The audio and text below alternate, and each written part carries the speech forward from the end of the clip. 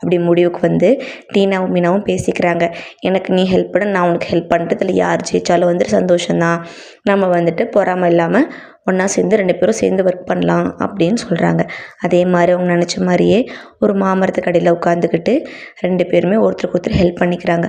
ஆனால் அப்போ கூட வந்து அந்த மாலையை அவங்களால செஞ்சு முடிக்க முடியல.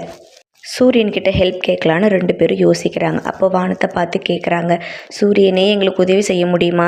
நாங்கள் வந்துட்டு இந்த போட்டியில் கலந்துருக்கோம், நாங்கள் வின் பண்ணணும், எங்களுக்கு உதவி செய்யுங்க அப்படின்னு சொல்கிறாங்க. என்னால் முடியுமான்னு தெரியல, ஆனால் வந்துட்டு என்னோடய ஃப்ரெண்டு ஒரு வானவில் இருக்கான், அவன்கிட்ட கேட்டால் அவனால் முடியும்னு நினைக்கிறேன், அவன் ஹெல்ப் பண்ணுவான்னு நினைக்கிறேன் அப்படின்னு சொல்லிட்டு அந்த வானவில்லை கூப்பிட்றாங்க.